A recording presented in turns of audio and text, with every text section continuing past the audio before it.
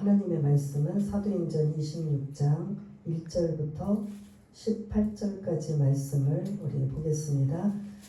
제 성경으로는 신약성경 232쪽에 있는 사도행전 26장 1절부터 18절까지 말씀을 우리 다 찾으신 줄 알고 함께 1절부터 함께 읽겠습니다. 시작. 아그리빠가 바울에게 이르되 너를 위하여 말하기를 내게 허락하노라 하니 이에 바울이 손을 들어 변명하되 아그리빠 왕이여 유대인이 고발하는 모든 일을 오늘 당신 앞에서 변명하게 된 것을 다행히 여기나이다.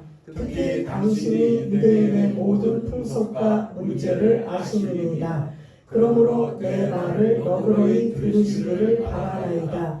내가 처음부터 내 민족과 더불어 예루살렘에서 젊었을 때 생활한 상황을 유대인이 다 아는 바라. 일찍부터 나를 알았으니 그들이 증언하려 하면 내가 우리 종교의 가장 엄한 팔을 따라 바리새인의 생활을 하였다고 할 것이라.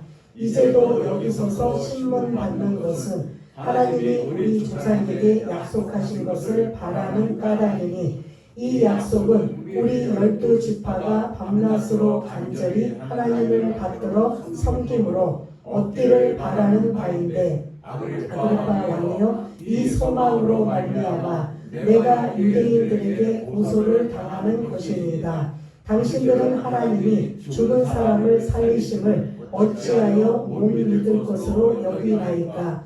나도 나사렛 예수의 이름을 대적하여 많은 일을 행하여야 될 줄 스스로 생각하고 예루살렘에서 이런 일을 행하여 대제사장들에게서 권한을 받아가지고 많은 성도를 옥에 가두며 또 죽일 때에 내가 찬성 투표를 하였고 또 모든 회당에서 여러 번 형별하여 강제로 모독하는 말을 하게 하고 그들에 대하여 심히 격분하여 외국 성에게까지 가서 박해하였고 그 일로 대제사장들의 권한과 위임을 받고 다메섹으로 간나이다. 왕이여 정오가 되어 길에서 보니 하늘로부터 해보다 더 밝은 빛이 나와 내 동행들을 둘러 비추는지라. 우리가 다 땅에 엎드려지매 내가 소리를 들으니 히브리 말로 이르되 사울아 사울아 내가 어찌하여 박해하느냐. 가시채를 뒷발질하기가 내게 고생이니라. 내가 대답하되 주님 누구시니까. 주께서 이르시되 나는 내가 박해하는 예수라. 일어나 너의 발로 서라. 내가 내게 나타난 것은 곧 내가 나를 보는 일과 장차 내가 내게 나타날 일에 너로 종과 증인을 삼으려 하느니 이스라엘과 이방인들에게서 내가 너를 구원하여 그들에게 보내어 그 눈을 뜨게 하여 어둠에서 빛으로 사탄의 권세에서 하나님께로 돌아오게 하고 죄사함과 나를 믿어 거룩하게 된 무리 가운데서 기업을 얻게 하리라 하더이다. 아멘. 사실 오늘 26장 전체를 다 나누어도 되는데 그렇게 되면 평소에 저의 설교가 좀 긴데 더 길어질 수밖에 없어서 이제 두 번으로 나눠서 18절까지의 말씀을 나누려고 합니다. 혹시 지난주 설교의 제목을 기억들 하시나요? 베스도의 뭐였죠? 고민이었어요. 고민. 베스도가 고민을 합니다. 그 총독이 누구 때문에? 바울 때문에 고민해요. 바울은 어쨌든 죄는 없지만 죄수의 지금 신분으로 있는 사람인데 이 죄 없는 이 사도 바울 때문에 지금 고민하고 있는 이 상황에 누가 찾아왔다고 했죠? 오늘 보면 아그리빠 왕이 총독으로 새로 부임한 베스도를 찾아옵니다. 근데 인사차 찾아온 왕에게 베스도가 자기 고민을 이야기합니다. 왕이여, 사실은 이만저만 25장의 내용을 보면 지금 사도 바울이 유대 권력 종교 지도자들이 고소를 하고 고발을 해서 재판을 했는데 이 사람에게는 죄가 있다 없다? 없습니다. 그런데 이들은 계속 바울을 죽이려고 하는데 지금 죄명도 없고 지금 그 바울을 어떻게 해야 될지 모르겠습니다. 그런데 바울이 내가 로마에 가서 로마 황제 앞에서 재판을 받겠다라고 해서 이 골치 아픈 문제가 해결이 됐는데, 문제는 이제 바울이 로마로 가면 괜찮은데 어떻게 하냐, 그냥 보낼 수가 없는 거예요. 뭘 어떻게 해야 된다는 거죠?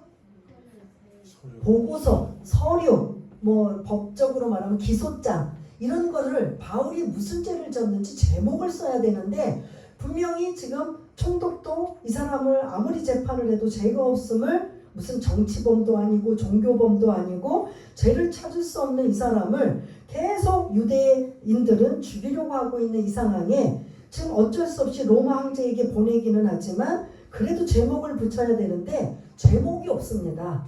그래서 지금 저는 로마 황제에게 제목 없이 보낸다라는 건, 이거는 이 총독이 위험에 빠져야 안 빠져요? 빠질 수밖에 없는 상황이기 때문에 지금 고민에 지금 있는데 자문 좀 구합니다. 그랬더니 이 아그리빠 왕이 그 이야기를 25장에 다 듣고 나서 뭐라고 하냐면, 나도 누구를 만나게 해달라? 바울을 만나서 직접 바울이 무슨 말을 하는지 내가 좀 들어야 되겠어 라고, 사실은 복음이나 이런 것들에 궁금한 게 아니라 호기심이 발동해서 이 아그리빠 왕이 바울을 불러냅니다. 그게 이제 우리가 지난주에 불러낸 그 그림의 장면, 그 아그리빠 왕과 베스도 총독, 그 다음에 천부장들, 그 다음에 그 당시에 지위 높은 사람들이 다 모여있는, 이 사람들이 바울을 볼 때는 형편없는 죄수 바울을 보지만 바울의 입장에서 이 사람들을 볼 때는 엄청난 어떤 계기가 될까요? 복음을 전할 수 있는. 바울이 이런 사람들을 1대1로 만나기도 힘든데 지금 이 자리 한 자리에 지금 다 모여 있기 때문에 이제 죄인이지만, 죄 없는 죄인이지만 그 죄인으로서 자기가 할 수 있는 복음 이야기를 할 수 있는 절호의 기회가, 이게 어떻게 보면 처음이자 마지막일 수도 있어요. 오늘 본문은 가이사라라고 하는 이곳의 마지막 복음 이야기예요. 오늘 본문에 이 지금 18절까지만 우리가 읽었지만 그 뒤에까지 이어지는 이야기는 재판 이야기는 아니에요. 재판은 이제 어디 가서 한다고요? 로마로 가기 때문에 이제 더 이상은 로마 황제 앞에 아니면 재판은 아니에요. 그리고 오늘은 뭐냐? 그냥 불러다가, 호기심에 왕이 불러다가 바울이 무슨 말을 하는지 듣고자 하는 이러한 마음으로 주변에 있는 그 주변의 높은 사람들, 임금들에 해당되는 총독들, 임금들, 임금, 이런 굵직굵직한 유명 인사들을 지금 다 불러다가 바울이 오늘 아주 좋은 기회에 복음을 전하는 그러한 좋은 케이스가 오늘 26장의 전체의 내용입니다. 우리 같으면 쫄까요, 안 쫄까요? 예? 여러분들 같으면 어떻게 해요? 아무리 내가 죄가 없다고 하더라도, 예? 임금 앞에, 왕 앞에, 총독 앞에, 로마의 1000명을 호위하는 천부장들 앞에, 그 외에 또 이런저런 막 그냥 높은 사람 앞이, 즉 앞에 바울 앞에는 굵직굵직한 엄청난 사람들이 지금 다 있는 거예요. 거기서 쫄지도 않고 담대히 그가 좋은 기회로 예수를 전하는 엄청난 기회가 오늘 이제 본문에 등장하고 있습니다. 그래서 1절을 이제 띄워주시면, 1절은 제가 지금 말씀드린 25장의 베스도의 고민을 왕 앞에 아뢰고, 왕은 이제 바울을 자기가 만나게 해달라. 그래서 이제 만나서 우리가 25장에 그러한 그림들을 우리가 나누었다면, 이제 지난주에 바울이 나오긴 했지만 바울이 한마디라도 했어요, 안 했어요?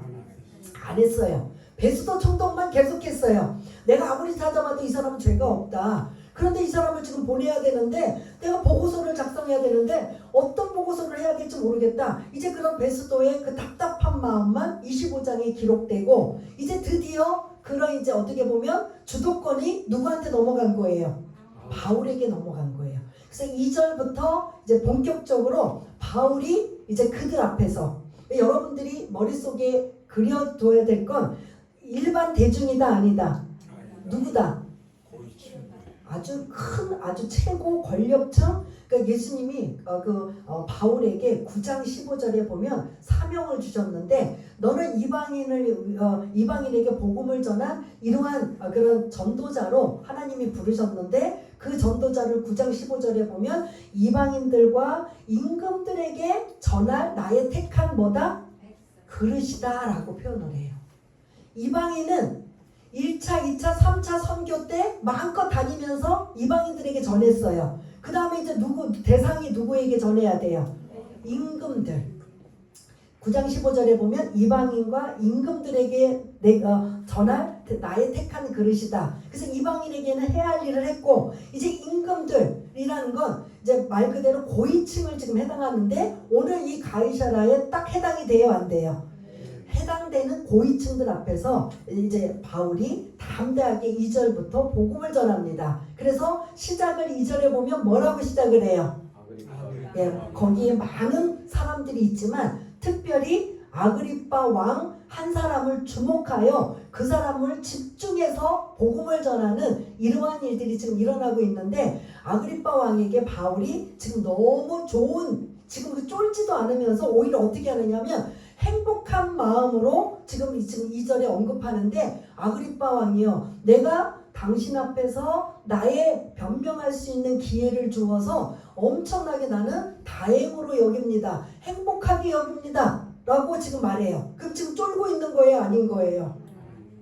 이 좋은 기회를 너무 복음을 전할 수 있는 그러니까 왕이나 이런 고위층들이 보기에는 형편없는 죄수로 보지만 죄수인 바울은 그렇게 자기 자신을 그렇게 쫄거나 그렇게 그런 자존감이 낮은 게 아니라 하나님이 이 좋은 기회를 복음을 전할 수 있는 기회라고 생각해서 오히려 왕 앞에서 내가 왕 앞에서 지금 이러한 내가 할 말을 변명할 수 있는 기회를 주어서 너무너무 내가 다행으로 여깁니다. 2절이에요. 그러면서 왜 이렇게 다행으로 여기는가 라고 하는 게 3절에 지금 담겨져 있어요.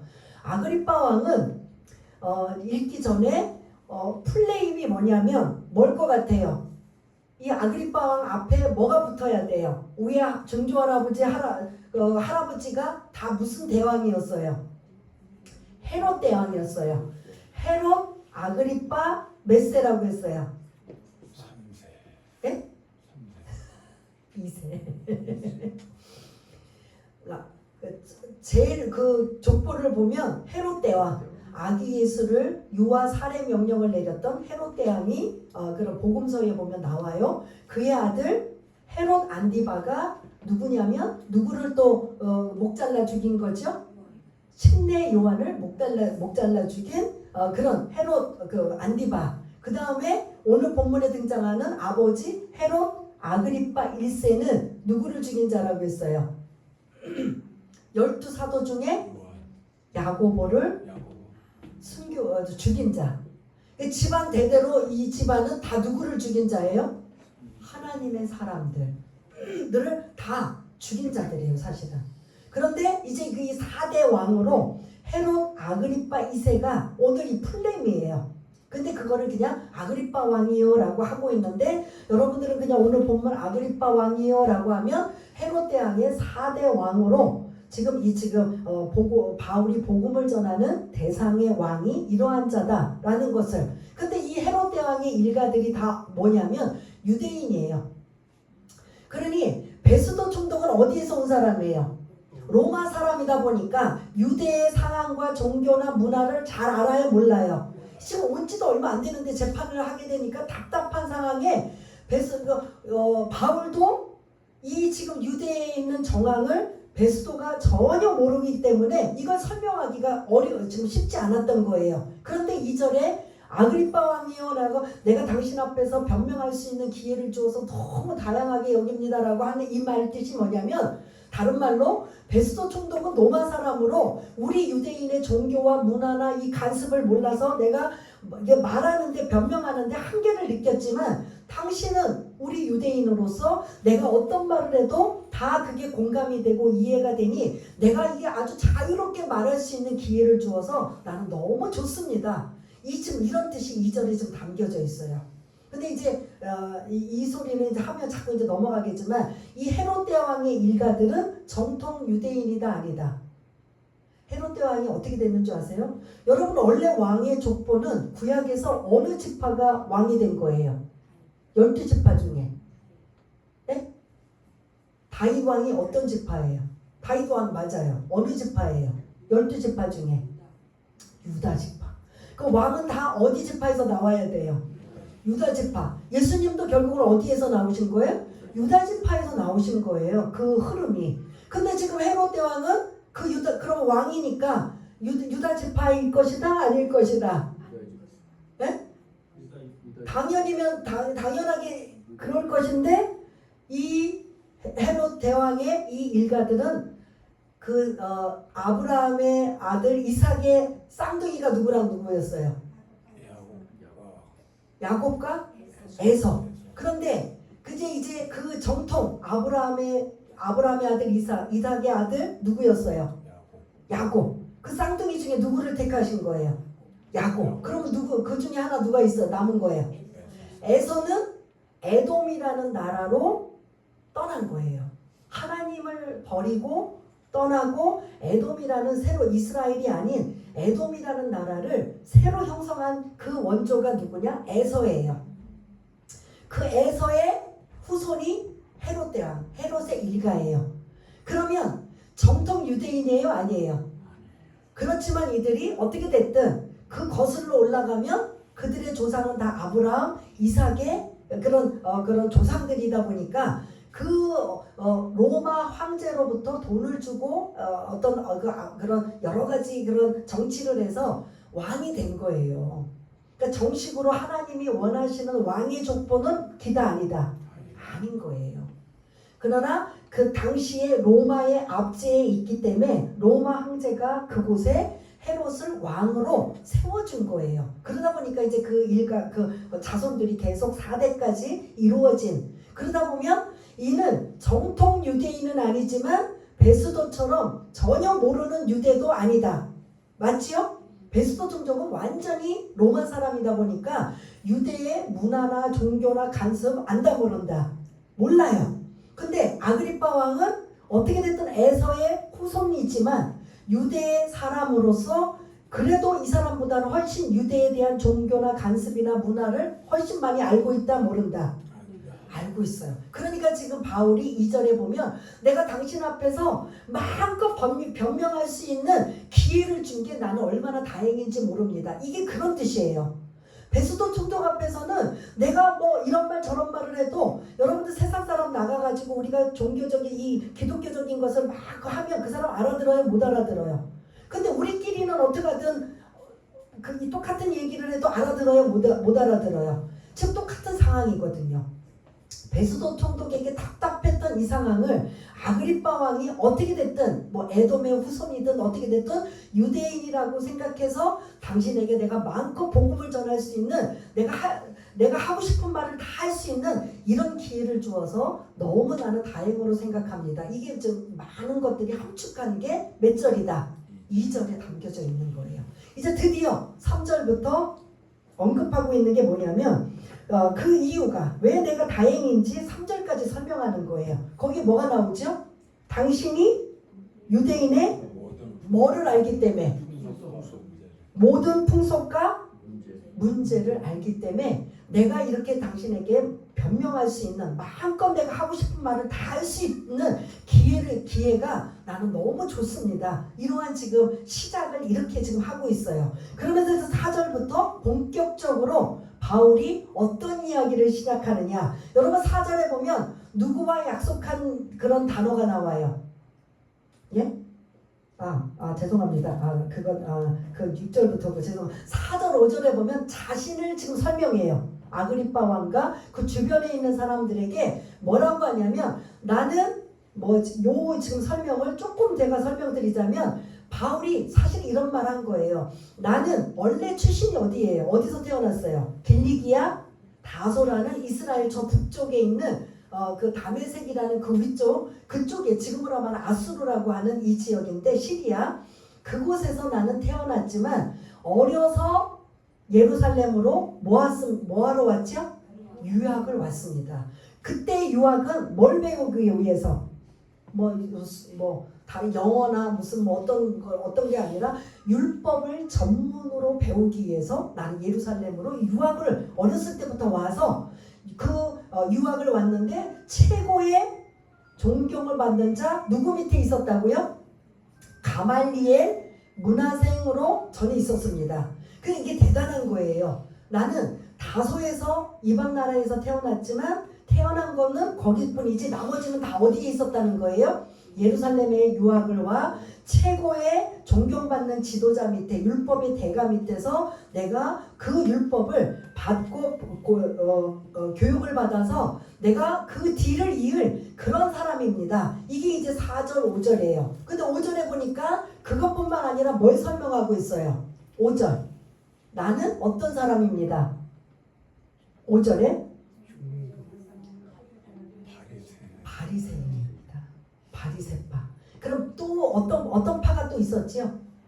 종교 지도자들 그 대제사장들 제사장급 있는 사람들은 무슨 계파였죠? 사두계파였어요. 사두계파. 여러분 잠시 설명을 드리면 바리새파와 바리새인과 바리새인들을 바리새파라고 하고 사두개인들을 사두계파라고 하는데 이 둘은 항상 그냥 적대적이었어요. 왜냐? 이 신학적인 사상이 틀리기 때문에 바리새파는 부활도 천사도 성령도 다 뭐였다? 믿었어요. 지금 요거 좀 기억 좀 해주세요. 뭐를 믿었다고요? 부활. 성경에 나오는 하나님의 말씀이 부활이라는 것도 믿었다. 근데 반대로 사두개파들은 부활, 성령, 영, 천사 믿었어요? 안 믿었어요? 안 믿었어요. 이들은 모세오경만 믿고 바리새인들은 구약의 전체 말씀을 다 믿다 보니까 부활을 믿었다 안 믿었다. 요게 이제 여러분들의 머릿속에 딱 지금 오늘 본문의 핵심이에요. 나는 바리새인입니다. 5절의 그 말 뜻은 나는 뭐를 믿는다? 부활을 믿는다. 나는 부활을 믿습니다. 근데 너 어느 파는 안 믿어요? 사두개파는 안 믿어요. 그래서 계속 유대 종교 지도자들이 고발할 때도 계속 무슨 문제로 나와서 자기네끼리 싸웠어요. 부활의 문제 때문에 싸웠던 거 아니에요? 근데 이거를 이제 다시 시작을 합니다. 그래서 6절에 보면 6절에 우리 조상 어디서부터 이제 나와요? 누구랑 약속한? 예? 우리 조상에게 하나님이 우리 조상에게 뭐한? 그게 뭘까요? 하나님이 우리 조상에게 약속한 거 메시아를 보내신다. 근데 그 메시아뿐만 아니라 이제 이 7절에 보면 그 메시아의 약속을 보내주신다는 약속을 우리 조상 아브라함, 이삭, 야곱뿐만 아니라 12지파가 밤낮으로 예배를 드리며 하나님 앞에 그러한 메시아가 오실 것을 기대하고 있었다. 그래서 예수님 시대에도 메시아를 기다렸어요? 안 기다렸어요? 그러니까 막 이분이 처음에는 막 메시아다 호산나 다윗의 자손이여 찬송하리로다 하고 종려나무 가지를 막 그 예루살렘 입성 때 이분이 이제 다윗 같은 성군으로 오셔서 이 로마를 쫓아내고 우리가 이제 잘 살 것이다 라고 했는데 그들이 원하는 대로 예수님이 해줬어요? 안 해줬어요? 그러니 그 이후부터는 우리가 기대했던 메시아가 아니구나. 저 자를 뭐 해야 되겠다? 죽여야 되겠다. 이렇게 해서 완전히 돌변한 거잖아요. 그런 만큼 이스라엘 백성들은 유대인들은 뭘 기다리고 있었던 거예요? 항상 메시아를 기다리고 있었던 거예요. 근데 이미 지금 바울이 이 복음을 전할 때는 메시아가 이미 예수가 오셔서 뭐 했던 거예요? 죽으시고 부활하시고 승천하신 거잖아요. 근데 이 상황을 이제 바울이 하나씩 풀어헤치는데 여러분들 우리가 유대인이라면 하나님의 자녀라면 우리 하나님이 우리 조상들에게 약속하신 메시아를 보내실 것이라는 약속. 그게 7절에 보면 12지파도 하나님 앞에 예배를 드리며 항상 바라고 소원하는 게 뭐였다고요? 메시아가 오실 것을 지금 그들이 바라고 소망해서 어떻게든 예배를 드리고 제사를 드리면서 정결하게 해서 오늘이든 언제든 오실 때 그분을 우리가 구원받아야 되겠다라는 이런 마음을 가지고 있는 이런 상황에 그걸 쭉 얘기하면서 뭐라고 하냐면 7절에 아그리빠 왕이여 라고 하는부터 한번 같이 읽어보겠습니다. 7절 중반에 보면 시작. 아그리빠 왕이여, 이 소망으로 말미암아 내가 유대인들에게 고소를 당하는 것입니다. 8절, 당신들은 하나님이 죽은 사람을 살리심을 어찌하여 못 믿을 것으로 여기시나이까. 아멘. 지금 이 8절은 뭐가 나와요? 지금 6절, 7절에는 이제 메시아 오실 것을 약속했는데 구약 성경에 보니까 부활이라는 것들을 우리는 다 믿었는데 왜 여러분들은 이 지금 하나님이 죽은 사람을 살리심을 어찌하여 못 믿을 것으로 여기십니까? 라고 오히려 지금 그 고관들을 앞에서 왕 앞에서 호통을 치는, 소리를 지는, 야단을 치는 것 같은 마음으로 지금 바울이 8절을 언급해요. 그래서 이 8절까지는 부활에 대한 소망을 지금 말이 우리는 설명을 드려야 되지만 메시아가 오셔서 우리를 구원해 주는 것뿐만 아니라 그 메시아는 우리를 위해서 죽으셨다가 부활하신다라는 이 부활을 바리새인들은 믿었다 안 믿었다? 믿었다. 그런데 왜 여러분들은 그걸 못 믿으십니까? 라고 지금 이렇게 하고 있는 거예요. 그러면 성경에는 바리새인들이라면 부활 믿는다 안 믿는다? 아까도 제가 계속 강조하고 있어요. 근데 내 눈앞에서 예수가 오셔서 죽으셨다가 3일 만에 부활하신 게 지금 이 본문에 몇십 년 전에 실제로 예수님이 오셔서 이루어진 사건은 이들은 믿는다 안 믿는다? 그러면 여러분 어떻게 하셔야 돼요? 그럼 어떻게 해야 돼요? 메시아로 인정도 안 하지만 그리고 실제로 많은 사람들 앞에서 십자가에서 죽으셨던 그 예수님이 무덤까지 들어가셔서 완전히 3일 후면 다 썩어서 문드러지는 상황에 불가능한 상황에 예수님은 다시 어떻게 하신 거예요? 부활하신 거잖아요. 그러면 이 사건은 구약에서도 실제 예고해 주셨지만 부활이 사실이다 아니다? 근데 지금 이 유대인들은 어떤 아이러니가 있느냐? 구약 성경의 부활을 믿지만 특히 바리새인들 실제 내 눈앞에 일어난 부활은 믿는다 못 믿는다? 이거예요. 이해되세요 안 되세요?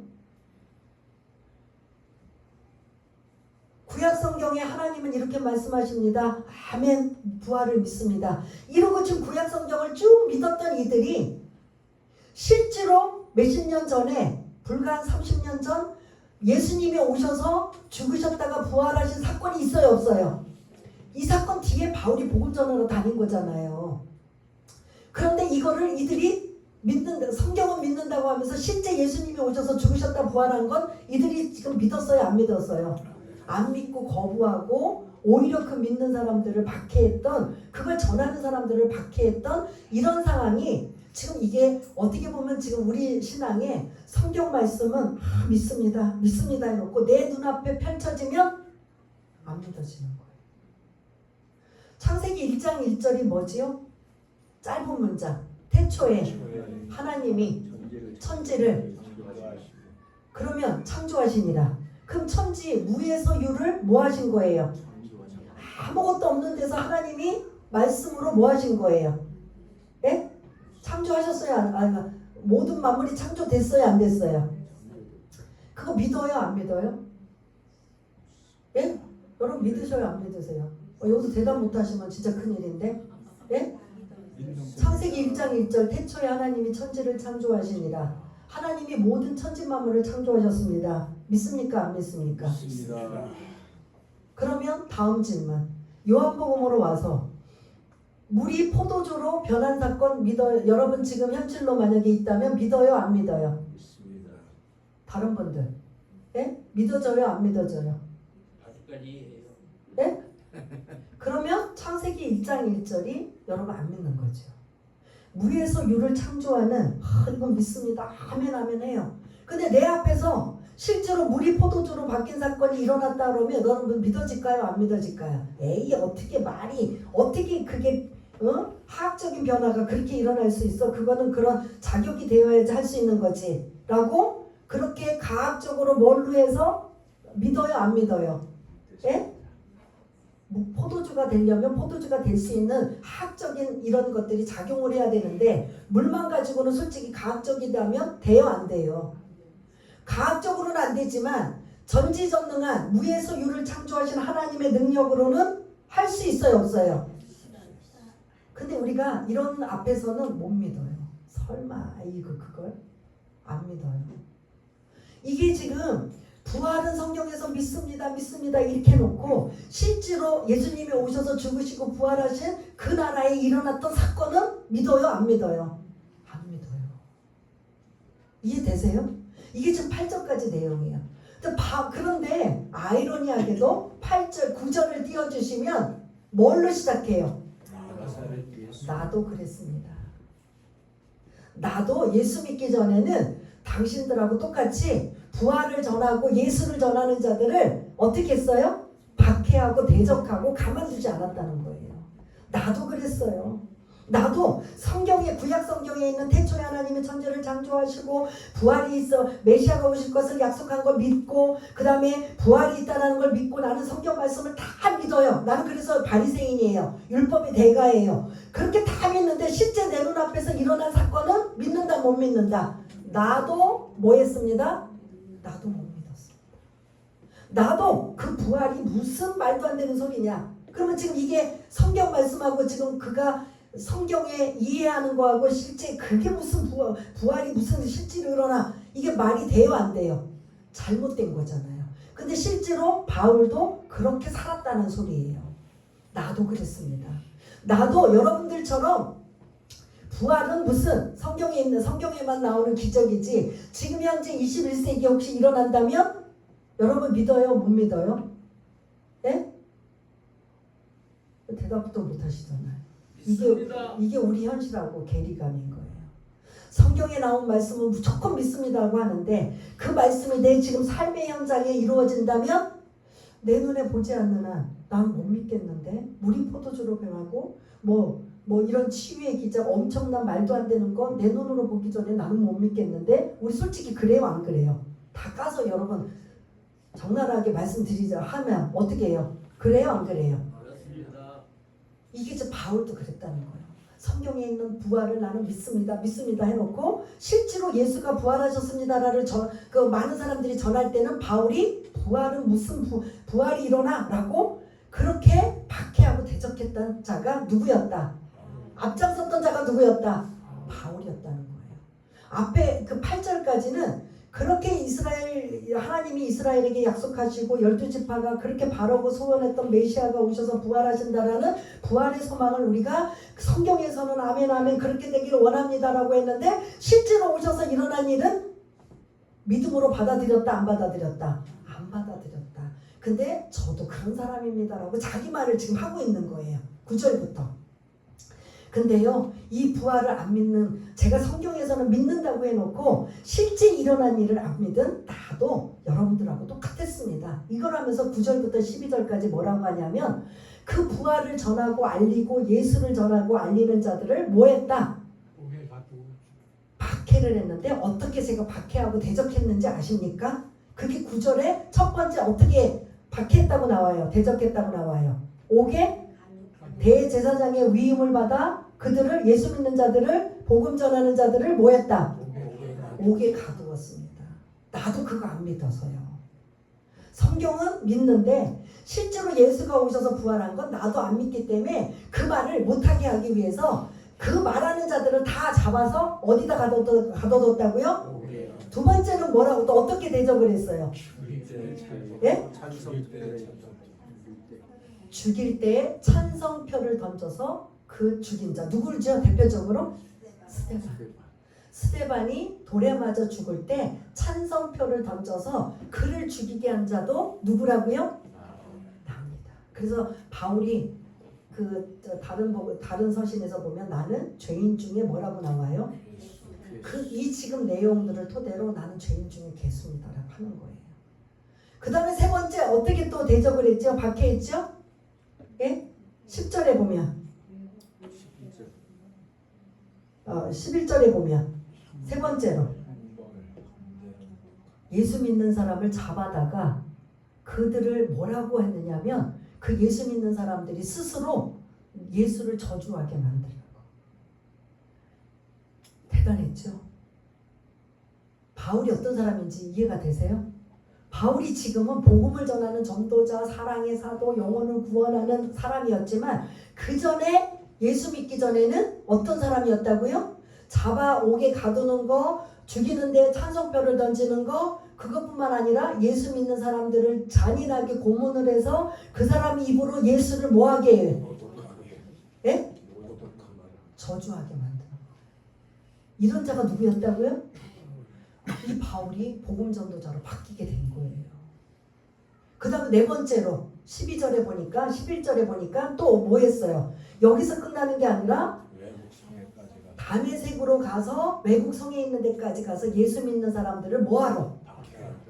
잡으러 박해해서 죽일 자는 죽이고 뭐할 자는 해서 그렇게 지금 요 내용만 보면 바울이 예수 믿기 전에 어떤 자였어요? 예? 폭행자, 박해자, 죄인 중의 개수, 아주 분노의 사람. 그냥 예수라면 아주 치를 떨고 그냥 죽이는데 아주 그냥 혈안이 되었던 사실 누구의 밥이었던 거예요. 이 예수를 거부하게 만들고 박해하게 만들고 대적하게 만든 누구의 손아귀에 지금 놀아난 거예요? 사단 마귀에 놀아난 거지요. 그런데도 그걸 스스로 대제사장의 위임을 받아서 정정당당하게 예수 믿는 사람들을 아주 잔인할 정도로 박해하고 대적했던 자가 누구다? 바로 저입니다. 지금 그 고관들 앞에서 저도요 여러분들이 부활을 거부하고 안 믿는 것처럼 저도 그 얘기를 하면 그 사람들을 다 뭐 했다고요? 이렇게 네 가지 방법으로 계속 대적하고 박해했던 사람입니다. 그래서 자기 이야기를 지금 하고 있는 거예요. 그래서 그 네 번째 그 예수 믿는 사람들을 대적하기 위해서 어디까지 갔다고요? 다메섹으로 가는 중에 13절을 띄워주시면 사건이 일어나는 거죠. 이제 바울이 그렇게 폭행자, 박해자, 죄인 중에 개수와 같은 자가 완전히 꼬꾸라지고 완전히 터닝 포인트가 된 계기가 13절에 이제 이 다메섹 도상에 어떤 일이 일어나요? 예? 13절에 보면 정오가 되어 길에서 정오는 12시예요. 우리나라처럼 뭐 흐린 날이 많고 이렇게 사계절이 있어서 뭐 이렇게 안 더운 날이 있는 게 아니라 여기는 팔레스타인이기 때문에 항상 대낮은 체감 온도는 40~50도라고 할 수 있는 엄청난 뜨거운 그러한 기온이 바로 지금 이 지역이거든요. 12시에 대낮도 뜨겁고 환한데 그거보다도 더 밝은 뭐가 임했다고요? 오늘 본문에는 안 나지만 그래서 사도행전 9장에 자기가 이 간증을 했을 때는 너무 빛이 강렬하여서 바울의 눈이 어떻게 됐다고 했어요? 멀어버렸다라고 할 정도예요. 그런 것이 그 지금 바울과 주변에 예수 믿는 사람들을 잡기 위해서 수많은 사람들이 지금 가고 있는 상황에 모두가 겪은 거예요. 근데 음성만 누구에게 들려졌어요? 바울에게만 들려진 거야. 그 주변에 같이 예수 믿는 사람들을 잡으러 간 사람들은 그런 엄청난 빛을 경험하긴 했지만 음성은 누구에게만? 바울에게만 전해지는 14절에 보니까 어떤 음성이 들려져요? 사울아 사울아 네가 왜 나를 지금 그 12절부터 8절 9절부터 12절까지 얼마나 박해했던지 그 지금 우리가 나누었잖아요. 그거를 지금 주님이 음성으로 사울아 사울아 네가 왜 나를 박해하느냐 깜짝 놀란 거예요. 그러면서 뭐라고 해요? 네가 뭐라고 나와요? 가시채를 뒷발질하기가 내게 고생이니라. 이거 가시채가 뭐예요? 동물 농사를 지을 때 예를 들어서 이제 고랑을 이어 나갈 때 얘를 소라면 소 발뒤꿈치에다가 이 가시 같은 바늘 같은 송곳같이 그 뾰족뾰족한 것들을 뒤에다가 심어놔요. 그래서 이리 하고 농부가 전진을 하고 가면은 그 바늘처럼 송곳 같은 게 이 지금 그 소나 뭐 이런 그 짐승들의 발에 찔리지 않는데 그걸 막 거부하고 뒷짐지면 곧바로 뭐가 돼요? 찔리는 거예요. 그러니까 이게 막 너무너무 아픈 거예요. 근데 안 아프려면 뭐 해야 돼요? 앞으로만 가면 안 아픈 거예요. 근데 이거를 지금 바울이 네가 나를 박해하고 나를 대적하는 일에 계속 가시채를 뒷발질하기가 고생인 것처럼 네가 그렇게 행동은 막 잔인하게 하고 엄청나게 대적하지만 너도 마음고생이 심하다라고 지금 이렇게 지금 주님이 이런 지금 음성을 지금 들려주고 있는 거야. 그렇게 대적하고 박해하는 거 네 마음도 편안하냐? 어떻게 보면 지금 이런 말씀이에요. 그러니까 15절에 이 음성이 들리니까 바울이 뭐라고 해요? 주님? 누구이십니까? 그러면 주님이 바울이 예수님인 걸 알고 주님 누구십니까? 라고 했을까요? 뭐라고 왜 주님 했을까요? 예? 너무 그때는 압도당하는 거예요. 우리는 그냥 이렇게 상황을 계속 연출하고 이거를 막 집중해서 그 상황을 우리가 귀 기울이려고 하니까 이게 안 되지만 내 개인적으로 이 자리에 압도당했다면 여러분 어떠실 것 같아요? 여러분들이 바울이라고 생각해서 이 담에서 길 가는 도상에서 이런 엄청난 이 상상할 수도 없는 눈이 멀 정도의 강한 빛이 압도해서 거기서 들려지는 하나님의 음성이 들려진다면 여러분 어떻게 할 것 같아요? 예수님이라고 보기는 보다는 그냥 어떤 절대자라고 생각해서 하나님이라는 의미로 주님 누구십니까? 라는 이런 지금 의미하는 거예요. 그 뭐라고 했죠? 주님이 나는 네가 박해하는 예수다. 아까 박해를 종류로 굳이 말하자면 몇 가지 종류로 잔인하게 했다고 했어요. 네 가지. 옥에 가두고 죽이는데 찬성표를 던지고 그 다음에 예수 믿는 사람들 입에서 뭐 하도록 예수를 저주하도록 모독하도록 만들고 그 다음에 이제는 외국에까지 나가서 예수 믿는 사람들 잡으러 나가는 이 아주 극적인 아주 절정에 달하는 이러한 박해를 주님이 지금 바울에게 말씀하고 계시는 거예요. 네가 박해하는 누구다. 여기서 누구를 알게 된 거예요? 그렇게 예수를 박해하고 그렇게 예수를 못 믿게 하고 아주 예수라면 징글징글하게 여기던 이 지금 바울이 누구를 만난 거예요? 부활의 예수님을 만난 거죠. 여기서 이제 꼬꾸라지는 거죠. 아, 내가 지금 엄청 잘못하고 있었구나.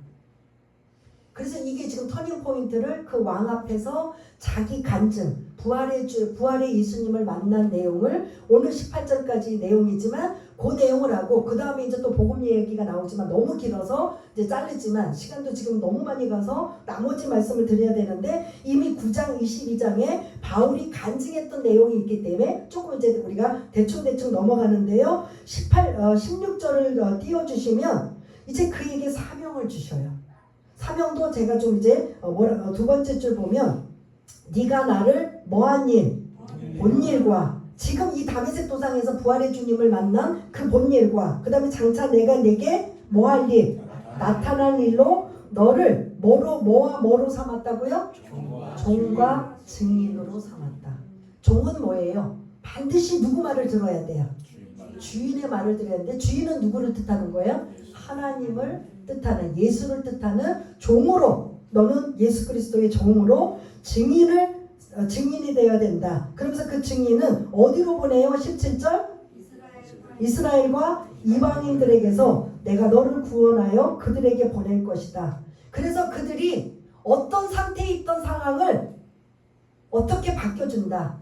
영혼을 구원하는 일이 얼마나 소중한지 18절에 담겨져 있어요. 이 18절을 사실은 여러분들한테 많은 시간을 해하라고 할애하고 이 시간 여기에 이제 많은 집중해야 되는데 제가 앞에 이제 여러분들의 이해를 돕고 이 본문에 있는 내용들의 구성을 좀 빨리 따라오기 위해서 여러 가지 설명을 드려갖고 시간이 너무 많이 갔는데 18절 오늘 본문에 가장 어떻게 보면 중요하다라고 봅니다. 18절 한번 같이 읽겠습니다. 시작. 그 눈을 뜨게 하여 어둠에서 빛으로 사탄의 권세에서 하나님께로 돌아오게 하고 죄사함과 나를 믿어 거룩하게 된 무리 가운데서 기업을 얻게 하리라 하더이다. 아멘. 예수님이 바울을 복음 전도자로 증인으로 삼으신 이유가 뭐냐? 믿지 않는 영혼들이 어떤 상태라는 거예요. 한번 보세요. 18절에 보면 어떤 상태라는 거예요. 어둠에 살고 있다는 거죠. 믿지 않는 자들. 또 어디 아래에 있어요. 안 믿는 자들이 이런 모습이라는 거예요. 예수 믿어도 되고 안 믿어도 되가 아니라 지금 저와 여러분들이 열심히 믿든 못 믿든 그 차이는 어떻게든 있더라도 기준은 뭐냐? 예수 믿는다 안 믿는다. 이 차이예요. 안 믿는 자와 믿는 자의 차이가 18절처럼 이렇게 엄청 이 차이가 난다는 거죠. 첫 번째, 안 믿는 자는 어떤 상태? 어둠에 있다는 거. 또 두 번째, 사탄의 손아귀 안에 있다는 거. 세상에 안 믿는 사람들이 내 힘으로 내 노력으로 내가 잘나서 사는 것 같지만 사실은 누구의 손아귀에 있다는 소리예요?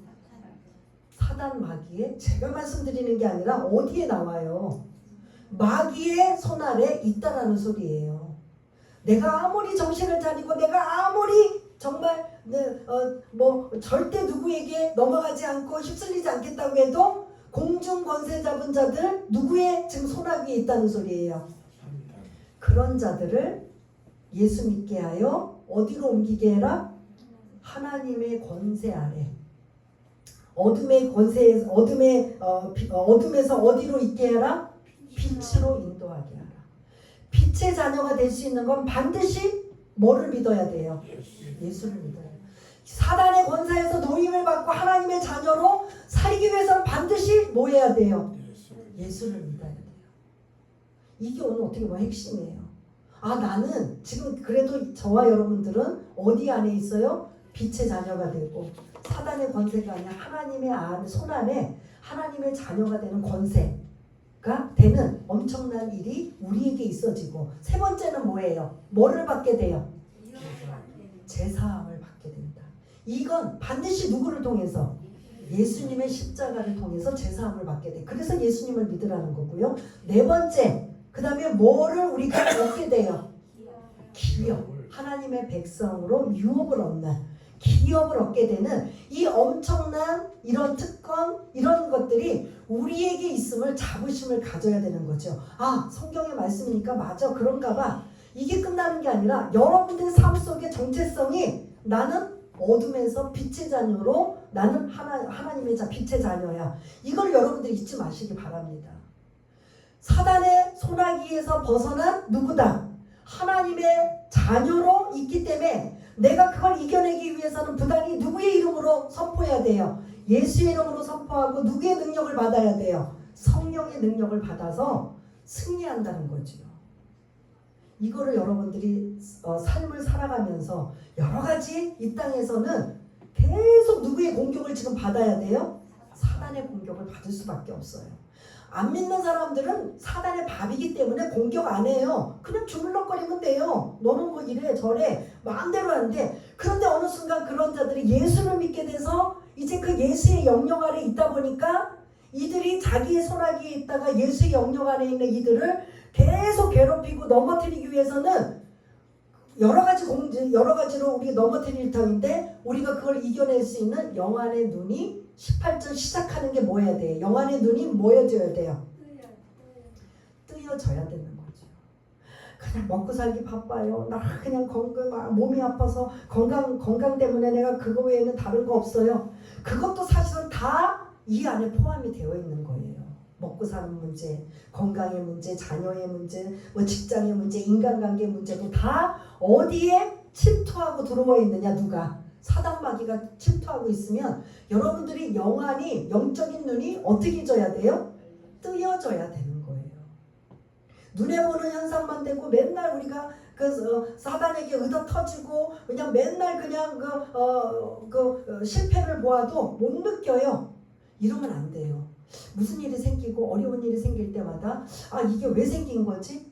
이게 하나님의 뜻인가? 아니면 사단이 나를 지금 공격한 것인가? 욥은 누가 공격한 거예요? 사단이 공격했잖아요. 하나님의 뭔데도, 믿음을 인정받은 사람인데도 사단이 뭐 한 거예요? 하나님의 허락하에 욥을 어떻게 했어요?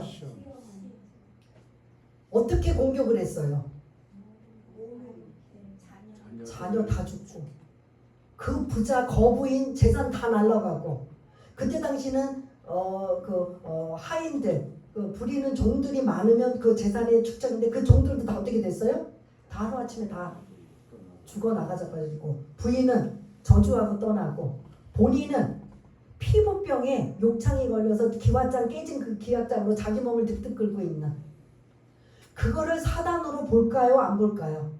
하루아침에 내가 하나님의 복을 받아 이렇게 자손도 잘 되고 부자가 되고 엄청나게 모든 게 막 그냥 해피인데 어느 순간 완전히 다 날아가 버렸어요.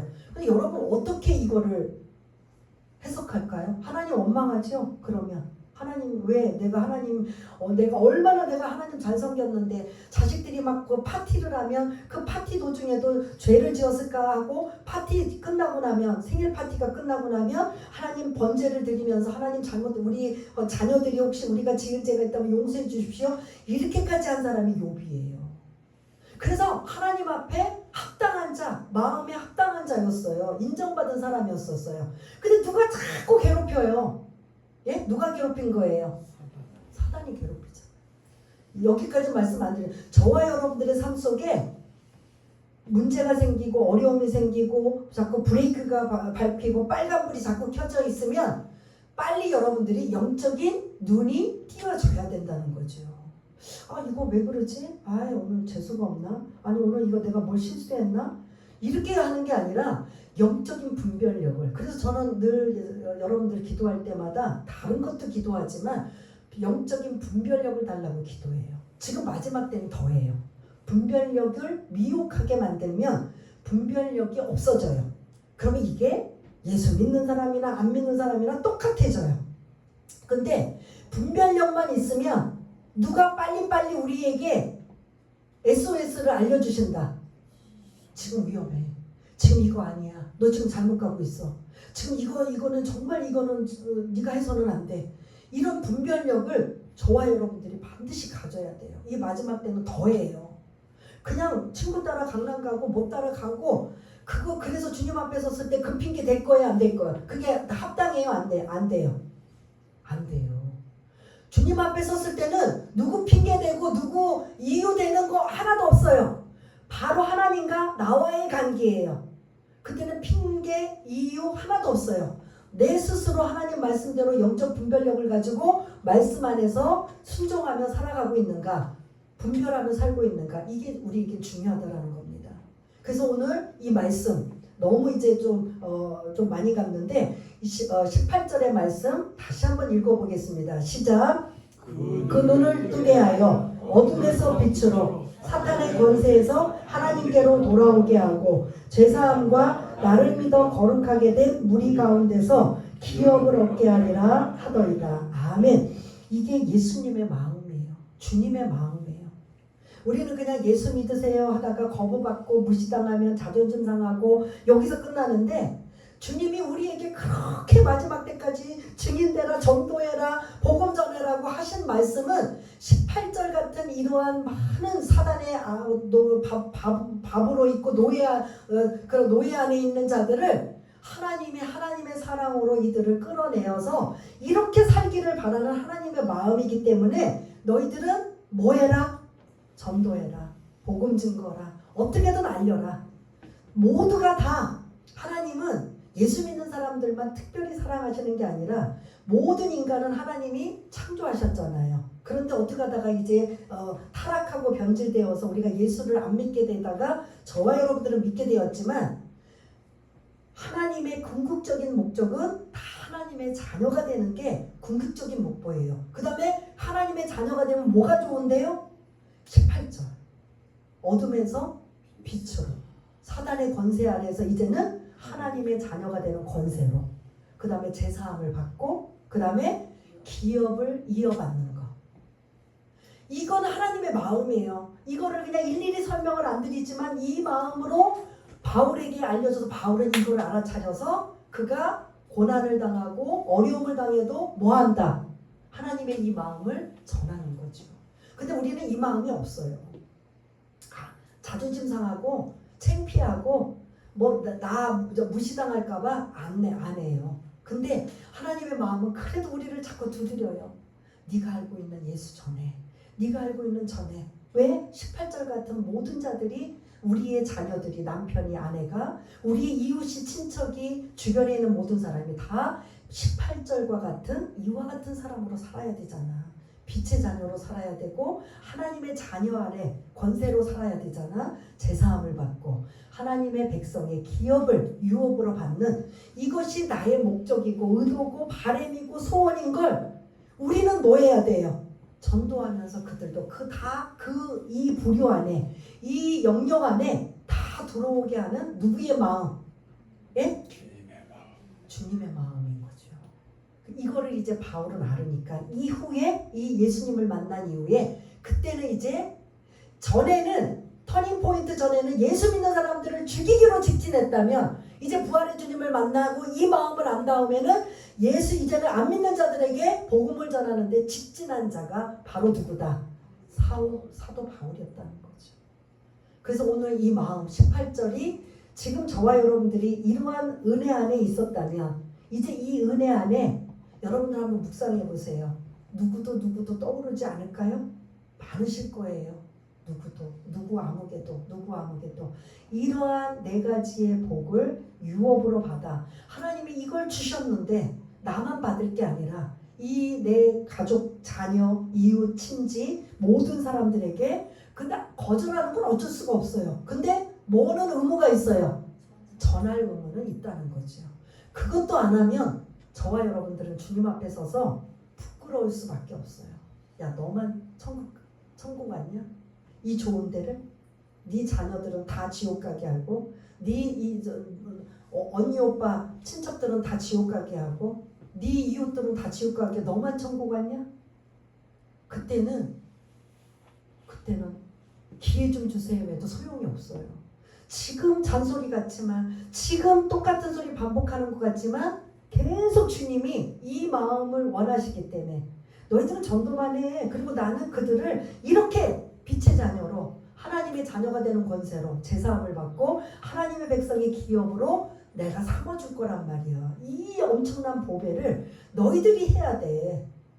그 몫은 우리들에게 주셨다는 거죠. 그 몫을 알아차리니까 바울이 목숨을 다해서 뭐하고 있다? 복음을 전하고 있다. 이게 오늘 이제 어떻게 보면 이게 반쪽다리의 이제 내용이라면 여러분들 바쁘시지만 18절을 묵상하시길 바라겠습니다. 그리고 마지막 그때는 가봐야 알지요. 주님 재림하셔서 내가 주님 앞에 섰을 때 천국이냐 지옥이냐 할 때 너만 천국 가냐고 할 때 그 부끄러울 때는 이미 때는 뭐한다? 늦었다.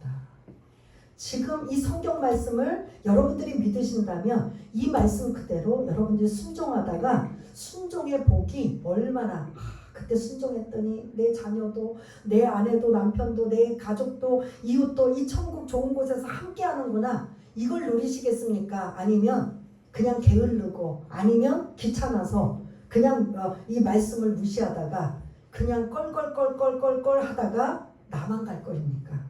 이건 사실은 저에게도 해당이 돼요. 제 주변에도 안 믿는 자들이 많이 있기 때문에 저도 해당이 되기 때문에 여러분들에게 자극만 주는 게 아니라 저를 위한 채찍질이라는 말씀으로 저도 주고 있기 때문에 오늘 이 말씀 18절을 잘 묵상하시면서 우리가 또 한 주를 한번 또 그런 말씀으로 힘을 얻으시길 바라겠습니다. 우리 한번 잠시 이 말씀 붙잡고 한번 기도하는 시간을 갖겠습니다. 할렐루야. 사랑이 많으신 하나님 아버지, 사도 바울이 모든 고관들 앞에서 복음을 전할 수 있는 엄청난 기회를 자기가 얼마나 잘못했는지 본인 이야기를 지금 하고 있습니다. 내가 예수를 박해하고 예수 믿는 자들을 핍박하고 대적하고 박해하는 일이라면 어느 누구보다도 뒤지지 않습니다. 잡아다 오게 가두고 그 다음에 죽이는데 앞장섰고 예수 믿는 자들의 그 입으로 예수를 모독하게 만들고 그 다음에 그것도 양에 앉혀서 외국까지 나가서 복음을 예수 믿는 자들을 잡으러 가다가 하나님이 사울아 사울아 왜 네가 나를 박해하느냐?